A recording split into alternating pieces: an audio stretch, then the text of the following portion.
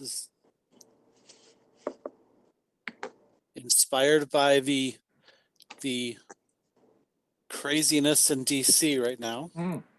I decided to go with the word hullabaloo, which is a noun defined by a commotion or a fuss. So if you use the word hullabaloo in any of your table topic speeches, you will get a round of applause and it will be counted towards your credit.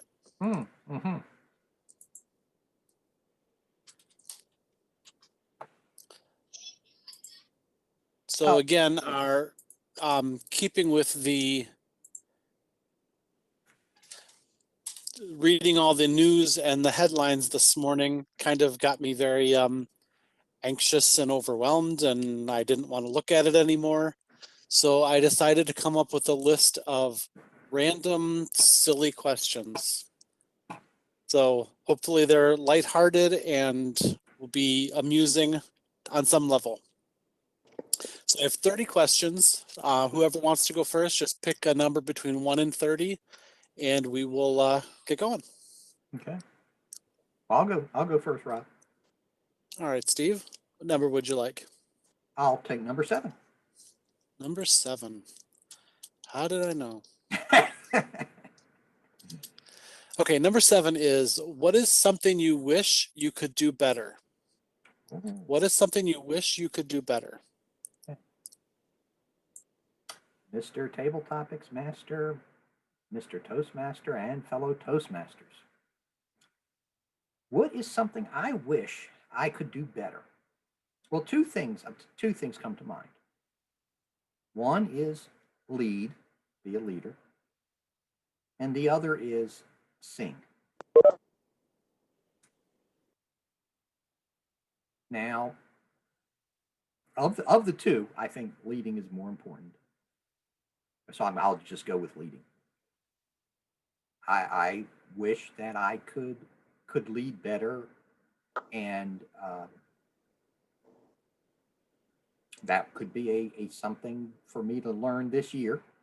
And Toastmasters is a good place to learn it, because in Toastmasters, it's a good place to fail and learn, because if you fail, you don't really get hurt too bad. So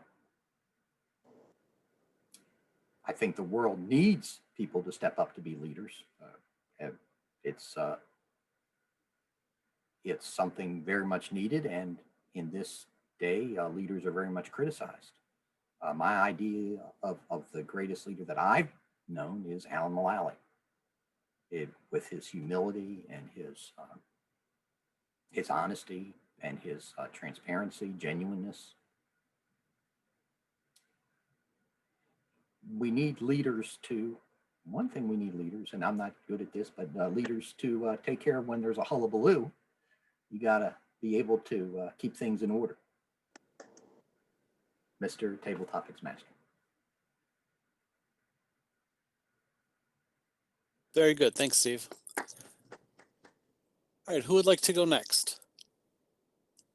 I can go. All right, Larry. Number 30.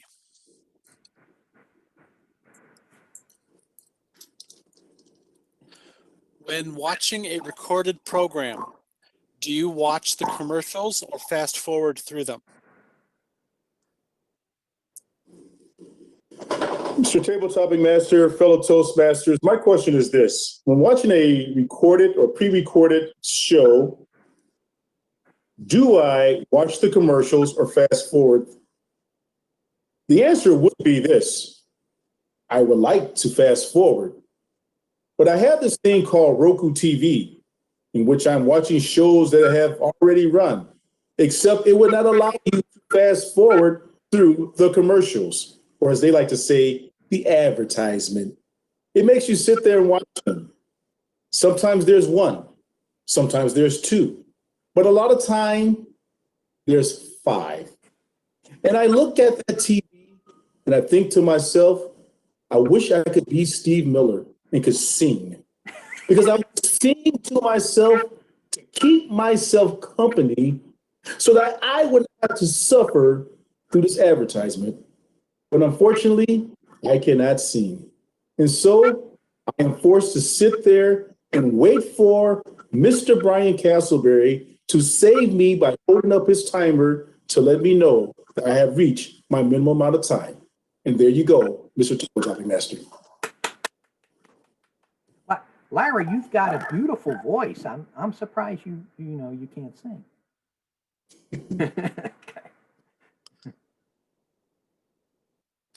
Yeah, that's one thing that drives me crazy about my Roku as well, Mm. especially on Sling TV and some of the other streaming services. Makes me crazy.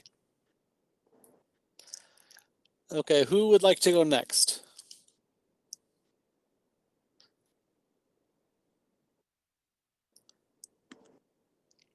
I can go next. Okay. Oh, Suma, you go. I already Was that spoke. Suma? Okay, yeah. Okay, Suma, pick a number between 1 and 29, except for 7. 29. 29. Okay. Would you consider yourself a fix-it-yourself or call an expert type person? Sorry, can you repeat the question? Yeah. The question is, would you consider yourself to be a fix-it-yourself or call an expert type of person? Okay.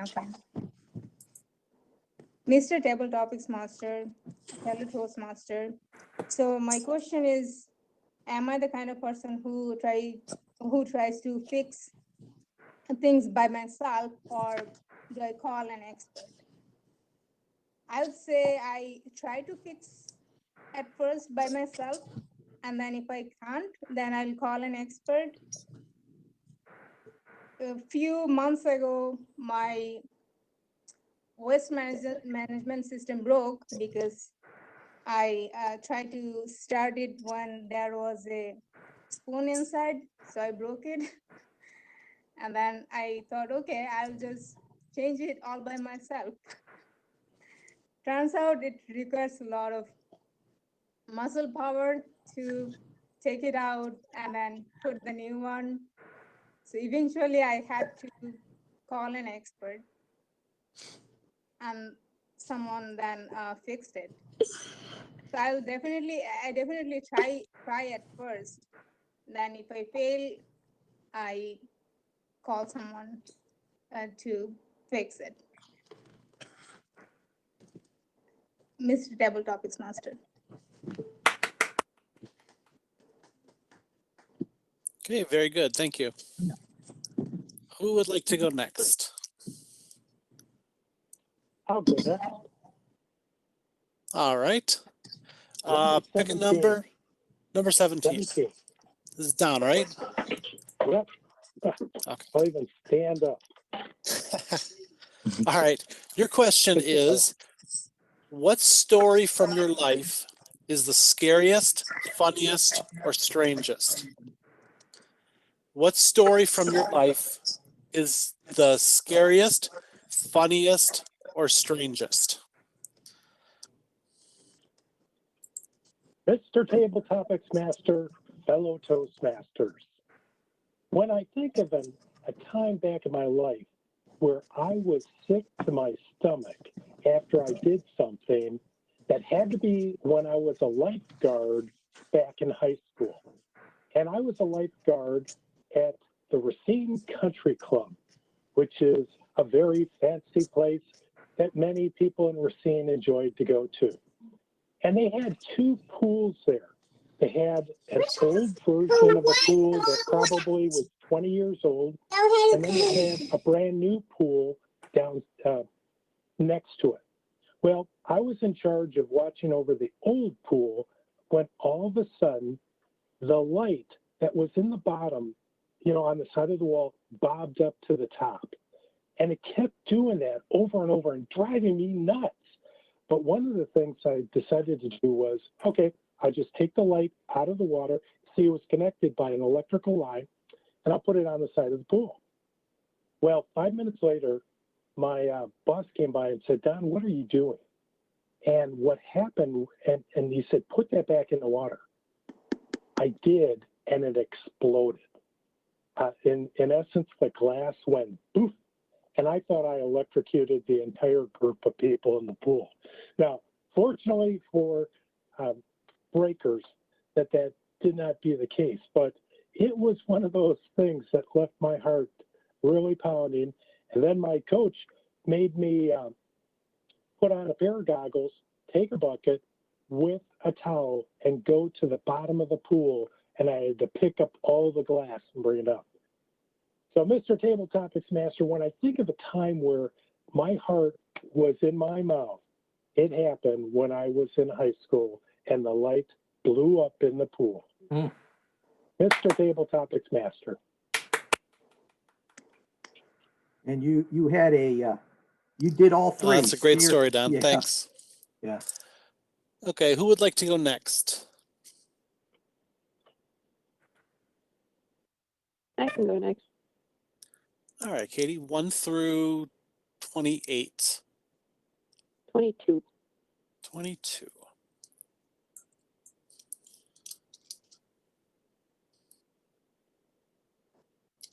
Okay. What is your earliest or favorite childhood memory?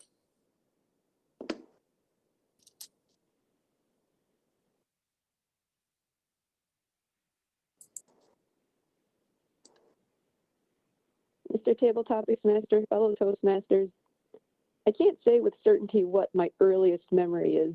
A lot of my early childhood is mixed up with pictures I've seen that make me think I can remember, but I really can't. But one of the things I know is definitely a hybrid of both was the first trip to Disney World. I was almost 5 years old. I had never been on an airplane, and it was February.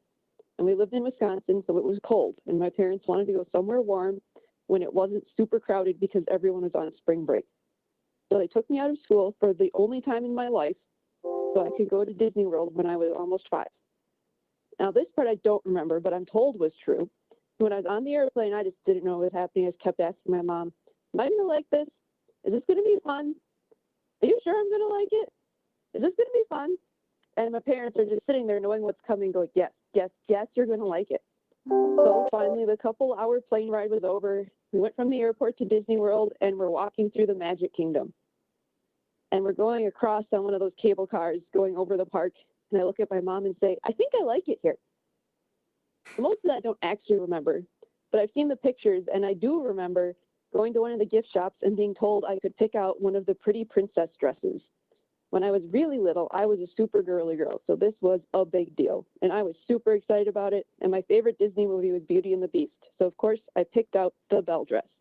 And I do remember wearing that dress when I was little and having a fun time at Disney World, even if I don't remember the funniest anecdotes my parents told me. Mr. Table Topics Master.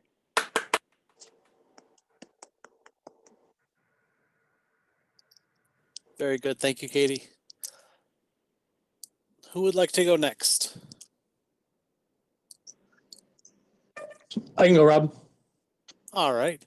1 through 28. I'll pick 28.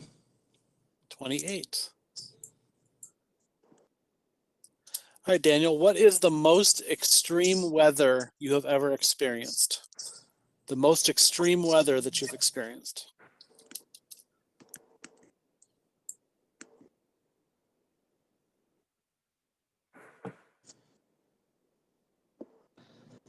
Mr. Table Topics Master, fellow Toastmasters, I've been asked, what is the most extreme weather that I've ever experienced?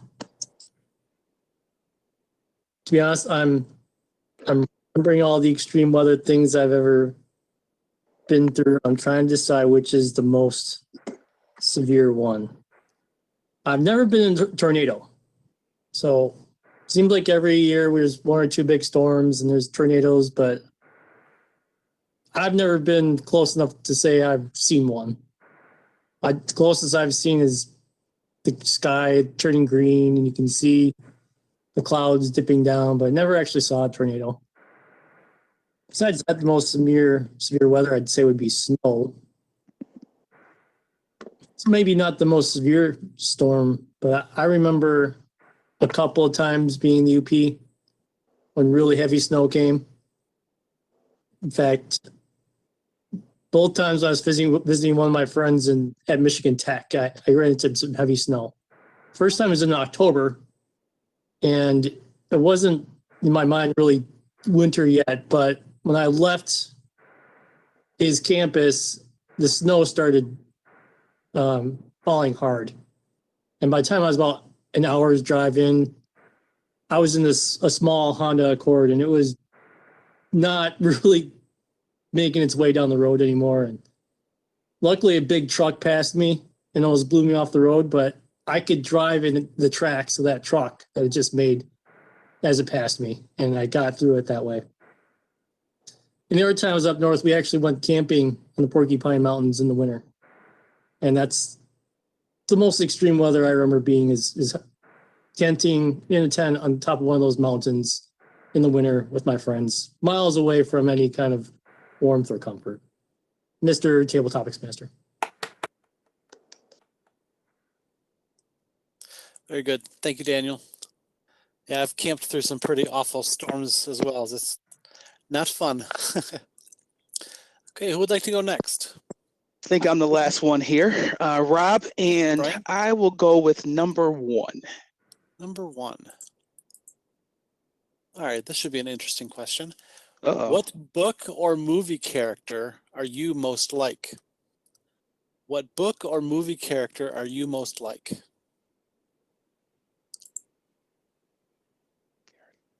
That is a good one.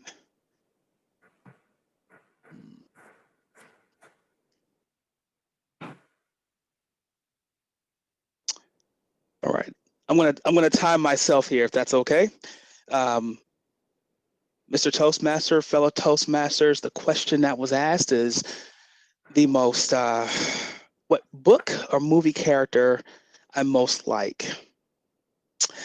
I would have to go with the show Forensic Files. As a little kid, I knew that I liked being able to put pieces together to different things. At that age, I wasn't sure if I wanted to be a detective or to be an engineer or to be a chef, but it was always a matter of being able to be in a situation to see what clues, what ingredients, what you have there, and given what you have, what can you put together and have a positive outcome. I remember a few days ago, I was in my kitchen and my kids were hungry. They're outside banging on the door right now, looking at me for something to eat. It was about 7 o'clock. That's what time they usually eat. I had about 25 minutes to get something together. I look in the refrigerator, I look in the cabinet, and I see pizza sauce, cheese, mushrooms, and pepperoni. And I think to myself, pizza. But will I have enough time to do it? And will I be able to distract my kids enough to kind of put all these pieces together and create something positive for everybody? And so at 26 minutes, the crust comes out. I get the Zap Pack, as they like to call it at Little Caesars, sprinkle it on there, and I'd have a positive outcome with my kids. I choose Forensic Files because, again, I knew that had I not been successful with putting that food together, I wouldn't be here talking to all of you. So that is what I would choose. So, fellow Toastmaster, thank you. All right, thanks, Brian. Sure. Sudhir, would you like to take a turn? Yeah, before right. Sudhir goes, unfortunately, I'm going to have to leave in about 5 minutes to join another meeting. Would anyone like to close up the meeting for me? I'm general evaluator, so I can close it up. All right, thanks a lot, Steve. Okay. I appreciate it.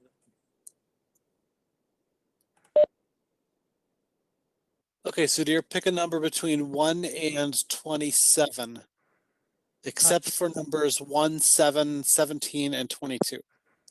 Okay, how about number 10? Number 10.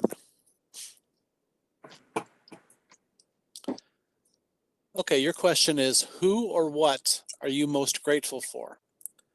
Who or what are you most grateful for?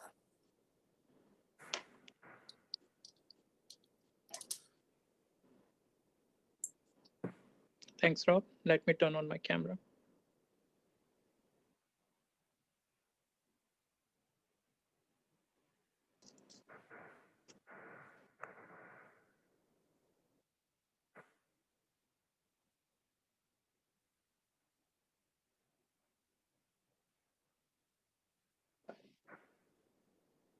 Mr. Table Topic Master, fellow Toastmasters.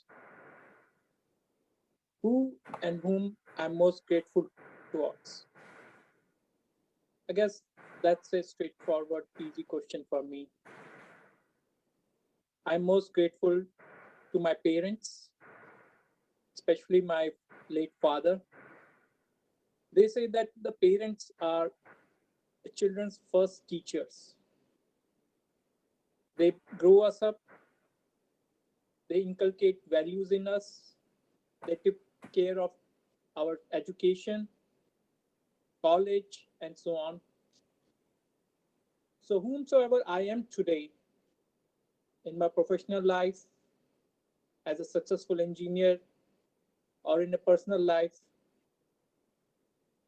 as an able son, husband, I owe that to the values that my father inculcated in me while I was a child, while I grew up.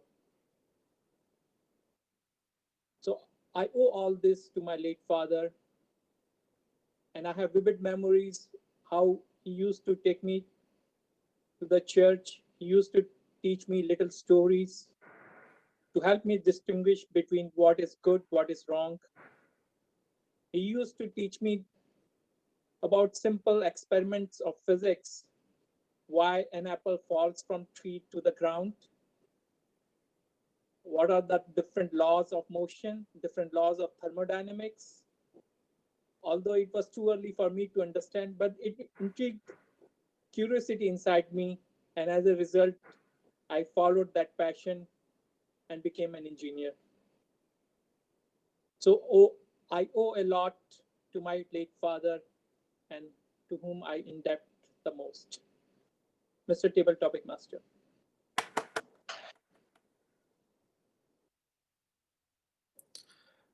Thank you, Sudhir. Okay, should we go another round or go on to something else? What do you guys think? I think we could do another round since we don't have any speakers. Is that right? Yeah, no speakers, so no evaluations. It's, Yeah. guys, I have to drop off, but I think it's fine. Would you like a turn, Rob? Sure. Would you like me to pick a number for you? Yeah, sure. Go ahead. All right, how about question number 2? Number 2. All right. My question is, what food or snack is the best and why?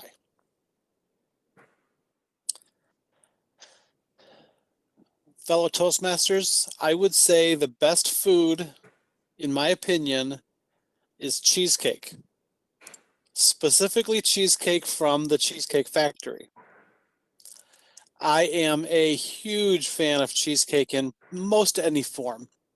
My preference, I'm a little bit of a purist, so my preference lies in straight, normal, traditional cheesecake with either strawberry or raspberry sauce on it. However, I would not turn away pretty much any other flavor of cheesecake you put in front of me, especially if it came from the Cheesecake Factory. One experience I remember.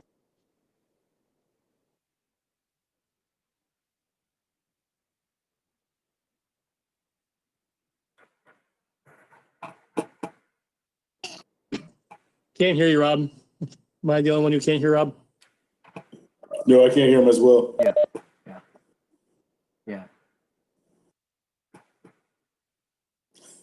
Just you're not muted, but just lost sound.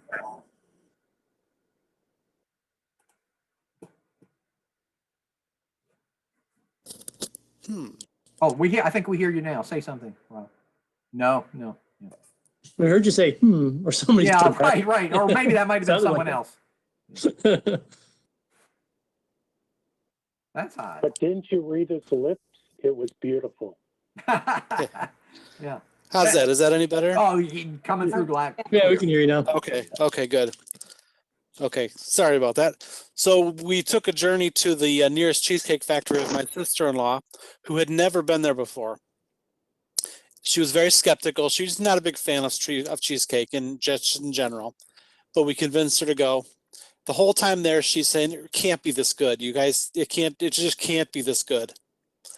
When we finally get there, we get a nice big, beautiful piece of cheesecake in front of her, and she's still saying it can't be as good as you're describing it. Just take a bite. Just take a bite. So she takes a bite, puts it in her mouth, and the expression on her face went from skeptical to complete ecstasy in a matter of seconds. So any food that can change somebody that quickly from a skeptic to being completely in love with what is in their mouth has to be the best food on the planet. So that's my vote, is cheesecake. Thank you. Hey, Rob, where is the closest cheesecake factory? Is it Chicago? Oh, well, for here, somebody told me they opened one up in Novi, but I've never. Yes. Yes. Is it Yeah. true? Yes, right. It's in the mall there, Okay. Okay. right off of 12 Mile. Yep. And it's always busy. It's like the 12 It's crowded, and they don't do reservations. Oh, I think it's the 12 Oaks Mall. okay.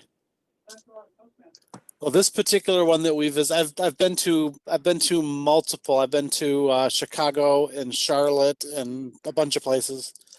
This particular story occurred in the Kansas City, Missouri Cheesecake Factory. So if you're ever in if you're ever in Kansas City, Missouri, make sure you stop by. Barbecue and cheesecake. That's right. That's right. It's a great combination. I guess the request I'll make to everybody as I'm timing, if we can keep the same order that we did earlier for the first round for the table topics, and if that's the case, Steve, you're up. Okay, great. Okay, so I'll go first. I'll take number 8. All right. Number 8. Okay, this is a pretty lighthearted question. What is the best or worst thing about being a man? Hmm. Hmm. Hmm. Mr. Table Topics Master and fellow Toastmasters.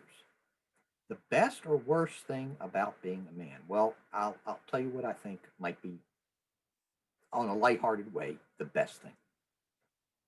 This comes from my experience going hiking with my wife. And that is, I can use a tree, behind a tree for a restroom. But my wife can't do that. So when our hikes are often cut short because we have to find a restroom for her. So it is very convenient that, I can go on a hike and it doesn't, I can go on a hike forever. But my wife can only go for about an hour and then, or 2 hours, maybe, but that's about it. Or otherwise there's going to be a big hullabaloo. So that, Mr. Table Topics Master, is my answer. Thanks, Steve. Okay, I don't have. Brian, do you have the order? I don't have the I order do. of That would sequence. be Larry's. Would be next. Okay. It's number 3 available. Number 3, yes. What historical event would you like to have been a witness to? What historical event would you like to have been a witness to?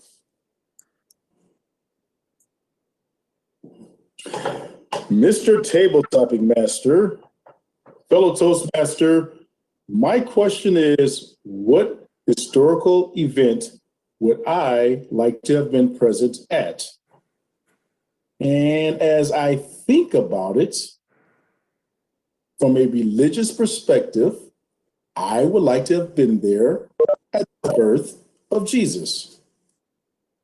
Because I would like to see for myself how the Son of God, and I understand everyone has their religious belief, but a person who is the Son of God is born in a manger. I would like to go there and say, wow, really? A manger? With a smile on my face, because I understand the importance of the humility of a person who is great, coming down and humbling themselves, basically to show us how to live. But just to sit there, to see it happening, to see the wise men, to see the whole thing starting, if I had to go one place in time to see a historical event, I would love to be there for the birth of Jesus Christ. To see it, to experience it, to see the hope, and to say, yes, I was there. And on the light side, when the Christmas shows come out at Christmas, to have my face in there as one of the funny guys saying, I was there. I was there. Mr. Table Topic Master. Very good. Thank you, Larry. Okay, Brian, who's next on the list? Yep, that would be Suma. Suma. All right, Suma, which would you like to pick? 9. Number 9. Okay.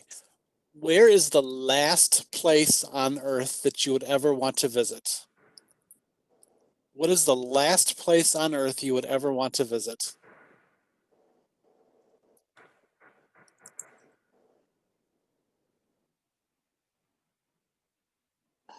Mr. Table Topics Master, fellow Toastmasters. So, what is the last place on earth I would like to visit? Meaning, what is the place I don't really want to visit on earth? I really like to travel. I actually travel a lot. Last year, I went to New England and then Utah, just hiking and camping.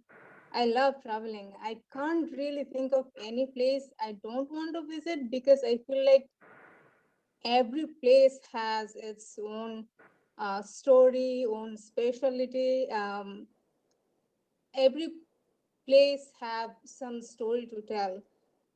Different people. When I go to travel, I meet several different people and I listen to their stories. I talk to them. That's what I love about traveling. I'm from Bangladesh, so coming from Bangladesh to here, in Bangladesh, I have seen a lot of sufferings of people, and there are a lot of people in Bangladesh. It's a small country, but too many people, almost 180 million people in a country that is as small as the United States. But even then, I don't think I'll be someone, okay, I don't want to visit a country like that or a third world country or where people are suffering a lot or where there is no beauty, because I think those people have some stories to tell. So I can't really think of any place that I don't want to visit. Mr. Tabletop is master.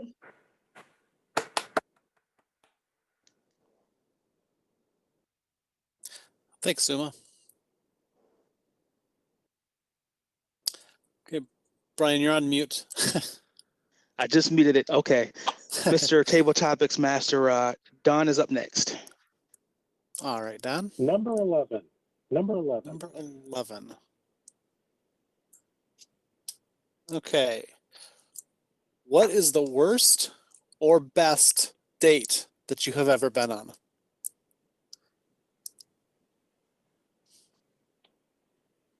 Okay. What is the best or worst date I've ever been on? I would have to say the best happened at Eddie's Country Ballroom down in Clear Lake, Texas. And that's where I got to dance with my wife, well, future wife, the first time ever. And it was at Eddie's Country Ballroom, it was your typical Texas venue. People enjoyed wearing cowboy hats. They had the cowboy boots. The funny thing is, I'm originally from Wisconsin, and it seems like whenever people move down to Texas, they have to look the part. They have to get the hat, they have to get the big belt buckle, and the cowboy boots. Well, I didn't have the cowboy boots. I just had a pair of tennis shoes. And I didn't have a fancy hat. I just had like a red checkerboard shirt, short sleeves, and I did wear the jeans.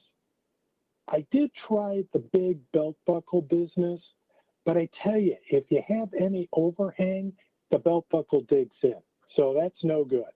But the thing is, what made that special and why it was so nice was I was able to stand up straight when I was dancing with my wife versus sometimes if I'm with someone too short, I'd really have to bend over. But for me, it was the beginning of a great venue. And in fact, tomorrow is our 38th wedding anniversary. So it was approximately 39 years ago that I went on that date to Eddie's Country Ballroom. Mr. Table Topics Master. Very good, Don. Thank you. And congratulations. Thanks. Definitely Okay, who's- congratulations. Okay. Mr. Table Topics Master, we have Katie up as our next speaker. Katie, okay. Katie, what number would you like? 14. 14. Okay. Number 14 is, which is the best mode of transportation? Car, plane, boat, or train? What is the best mode of transportation?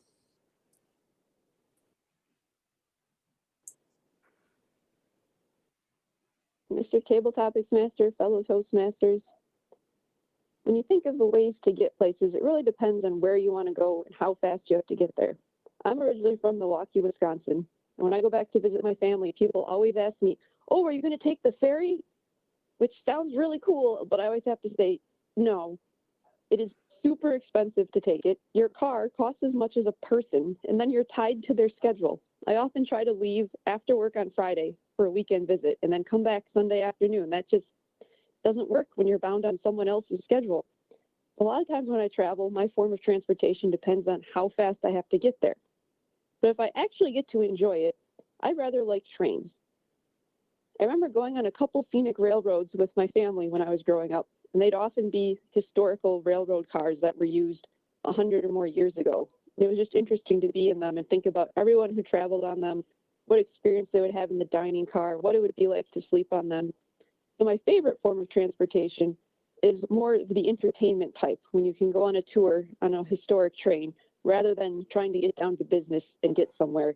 When you're annoyed with waiting, I'd rather have the time to be able to enjoy what I'm doing and experience something that's different from my daily life with what used to be commuting in a car or taking an airplane to quick get somewhere for vacation. I appreciate the time to enjoy something different on a train. Mr. Table Topics Master. Very good. Thanks, Katie. Who do we have up next? Daniel said he had to drop off, correct? Correct. That's correct. All right. So that Oh, brings I'm back now. Okay, got it.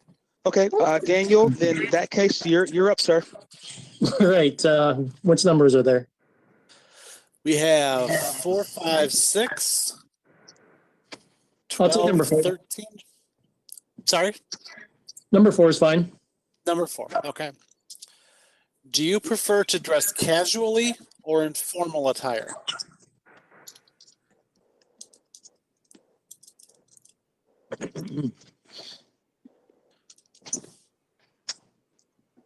Thanks, Rob, for the question.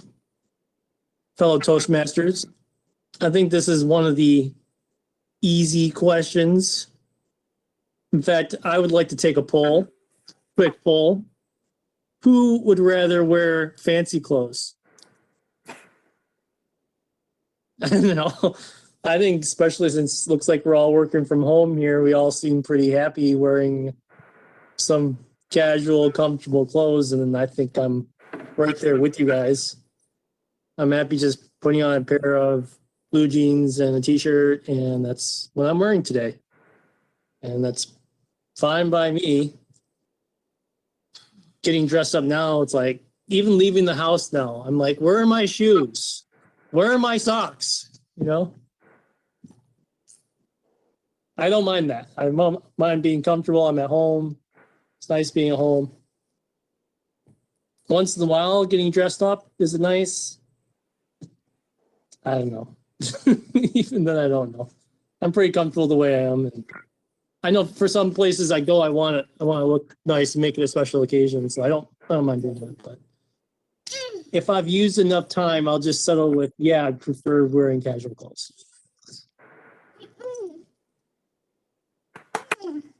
Okay, great. And sometimes it's fun to wear your kid as a hat, right? Gonna say that. All right, who's next? That would be me, sir. right. I will go with the number 6. Number 6.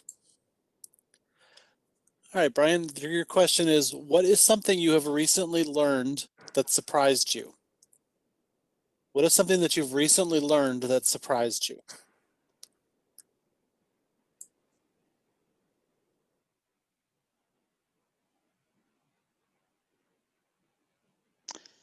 Thank you, Table Topics Master. Hello, fellow Toastmasters. Something recently that has surprised me is my question.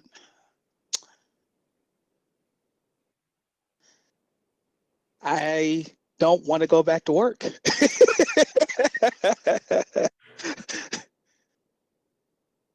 I was a little nervous at first about working remotely. I like the structure of being able to have work at work and have home at home and not to separate the two. And it was a little bit of a struggle at first, getting acclimated to working remotely.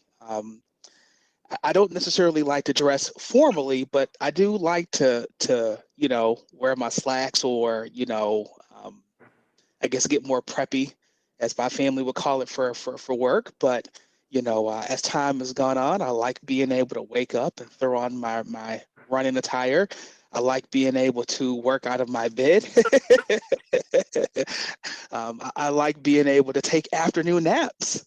And so I just know that with any of these things, that they would not be options had I still been working out of Dearborn and Allen Park. So as time goes on, I wonder how that's going to change. But I would say as of now, the pleasant surprise has been working remotely. And I look forward to seeing what happens with this as time goes on. So, fellow Toastmasters. Thank you, Brian. Who do we have up next? Yourself, fellow Toastmaster. Oh, okay. Master. Oh, how about isn't Sudhir next? Oh, Sudhir. Sudhir. Oh, yeah. I'm sorry, Sudhir. No problem. Is the number 20 still available? Number 20 is still available, yes. All right, let's go with it. Okay, that question is, what is the most unusual thing you have ever done? What is the most unusual thing you have ever done?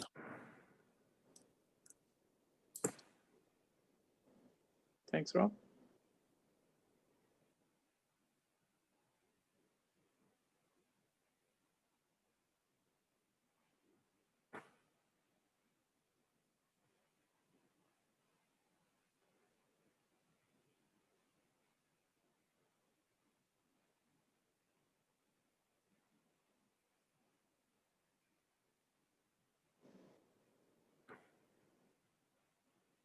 Mr. Table Topic Master, fellow Toastmasters.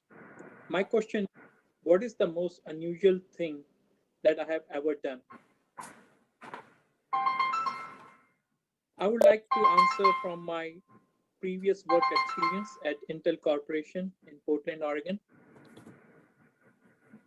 I got a chance to go on a customer enabling tour to Asia Pacific for a 3-week tour to Japan, China, Korea, and Taiwan. And it was exciting to work there and go on this 3-week work tour and explore Asia Pacific. However, as you can imagine where I'm going with the story, I ate some of the most unusual things during that trip. I know there is a little bit of cultural understanding there that some items, some which are considered insects, are gross in our cuisine here, but it's considered appetizers there. But let me say things that I ate during my trip, like rabbit feet, shark fin soup, and some of the other items. Looking back, I kind of regret eating them. Some of those animals are at the top of the food chain. And if we are using them for food, we are actually disturbing the whole ecosystem chain. And some of those animals, land or aquatic, they are actually banned in the rest of the world. And B, considering the kind of environment we are currently in, and this COVID pandemic is the result of zoonotic infection, jump of the virus from the animals, wild animals, to the human being. And one of the reasons is that we have kind of interacted with these animals which are not completely understood in terms of what virus or bacteria they have.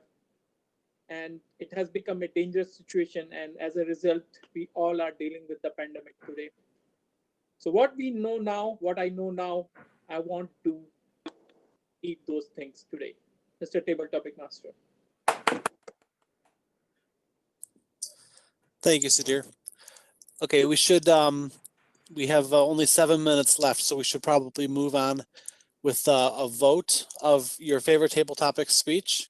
I'll run through a quick list of who gave what.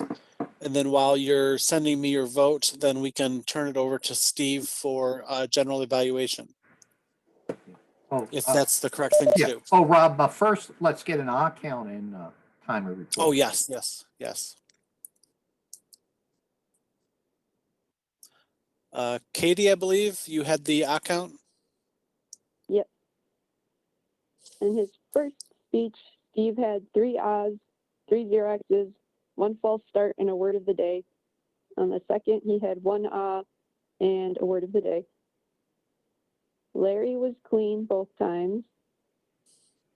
On the first speech, Suma had 1 so and 2 ahs. On the second, 1 so, 2 ahs, and 3 ums, and a false start. In Don's first speech, he had 1 ah and 2 ums. The second time, it was 1 ah. Larry told me I was clean at least the first time.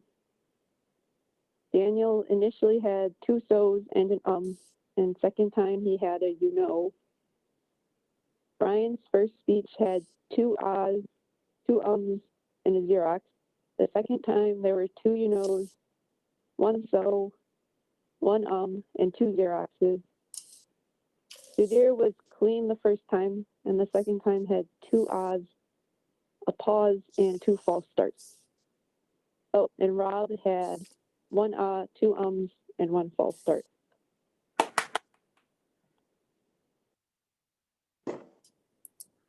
Okay, thank you. Timer report for the table topics. Yes. So for Steve, I'm going to read both speeches kind of back to back. So Steve, your first one was 145. Your second was 108. Larry, first speech was 1 minute 15 seconds. Second, 1 minute 34 seconds. Suma, first was 1 minute 18 seconds. Second was 149. Don, first speech was 2 minutes. Second speech was 1:47. Katie, first speech was 1 minute, 37 seconds. Second was 1:27. Daniel, first speech was 2:04. Second was 1 minute, 20 seconds. Myself, first speech, 2 minutes, 2 seconds. Second speech, 1 minute, 14 seconds. Sudhir, first speech was 2 minutes. Second speech was 2 minutes, 51 seconds. And then Rob, yours was 2 minutes. Okay, thank you. And just a quick rundown to remind you of who spoke about what. I'm going to go in order of number rather than the order of the speaker because I didn't record that. So the first question was Brian spoke about what book or movie character he was most like. I spoke about my favorite food or snack. Larry spoke about what historical event he would have liked to have witnessed. Daniel spoke about his preferred type of dress, casual or formal. Brian spoke about the thing that he recently learned that surprised him. Steve talked about something that he wished he could do better. And then Steve also talked about the best thing about being a man. Suma talked about the last place that she would ever want to visit. Sudhir spoke program or fast forwarding through them. If you want to email or send through the chat, send me your vote. I will tally them up.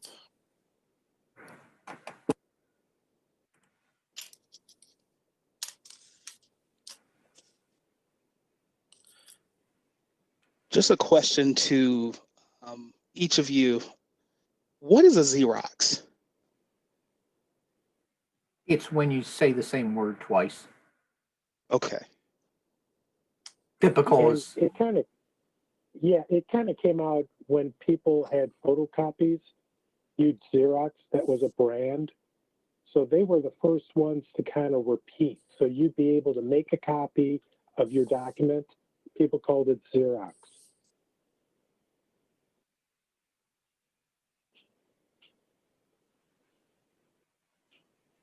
Thank you for that. And then prior to that is when they did things on stone. well, there was mimeograph, if you remember that. Oh yeah, it did. And that had a unique smell to it as Yeah, well. yes, it did. Yeah. Well, I guess I could go ahead and do the general evaluation. I would like to say that I found this meeting extremely encouraging. It's so good to see almost double digit. We got 9 people in the meeting, which I think was just great. We had great table topics. I think you did a great job on the table topics, Rob. Those were very enjoyable table topics. They weren't taxing, and you gave a good reason for why you wanted us to have enjoyable, relaxing table topics. I don't think we did too good on the word of the day. I know I got it twice, but I don't remember anyone else getting the word of the day. And it was a rather easy word to use. So that's just something. Don't make a hullabaloo about it, Steve. Okay. Good one. And just like to, we just had this table topics session with the double session. Remember, we do have a table topics contest coming up, and I would encourage, as many. You don't have to do any work to enter this contest. Just enter it. I would enter it, but I'm not eligible. So. What's the eligibility criteria, Steve? Oh, everybody's eligible for table topics. Everybody, except unless you're a district officer. So Larry and I are district officers, so we can't participate, but everyone else can. So Steve, when you have this, do you have to stand in front of a blank wall? I mean, what are the requirements of when you actually present? You can be creative on that. You can do whatever you want. You can use a background. You can use, whatever, you can use your house wall. There's a lady in my other club. She was experimenting with her speech. She was using her phone and she was walking around her building. She's a principal and she was walking around her school with her phone and talking as she was going around. Wow. So, okay, when you do have a contest, how is it operated? Are you put on mute? Will you get different questions? Everyone gets the same question. You'll be put into a breakout room where you won't hear what's going on until your time. Once it's your time, then you'll stay in the meeting. You know, it's just like you know the physical table topics, except we use a breakout room. Oh, so when you say breakout room, it's just the process. You can take my image and blank it out, or whoever has control of the meeting. Yeah, so I think we would have to use Zoom rather than WebEx because WebEx doesn't have breakout room. Zoom has breakout rooms, so you just say, put all these contestants into the breakout room. You won't hear anything, and then when you're brought in, you're brought in. And so I take it that they're also going to do the international speech contest the same way? Well, yeah, except no breakout room for that. Yeah. Okay. Yeah, and that's scheduled later. Now there's going to be two separate dates for the two contests. Understood. Okay. Oh, and are there two contestants for our division, or how does that work? Or area? Is it going to be same as the past. You know, two from our club advance to area, two from our area advance to division, one from division advances to district. One from district advances to international.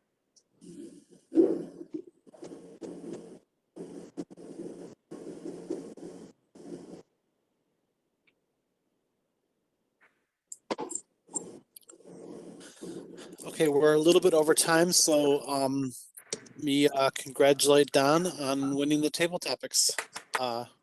Best speech today. Congratulations. Thank you very much. You know, it was funny when Daniel was talking about extreme weather, he should have said he was at the beach and then there was a sharknado. What? Say that again, Donna. I didn't hear that. Say that again. Instead of saying like he'd never been in a tornado, he could have said, hey, I was faced with a sharknado and I had to use a chainsaw and other people were running along the beach. I don't know. Sometimes when I was listening to the different table topics, I think of ways that you could spin it humorous. And the other one where the last place you'd want to visit, I was thinking the White House today. Oh, yeah.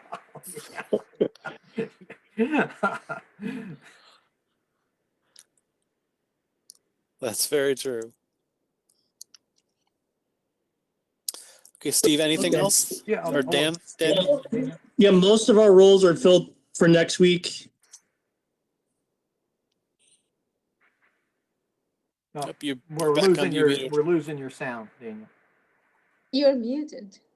Oh, yeah. I'm muted. Okay, so next week we have everyone we need. We have 3 speakers, Toastmaster and Table Topics Master. So the week after that, we need Toastmaster. Does anybody want to volunteer for that for January 21st?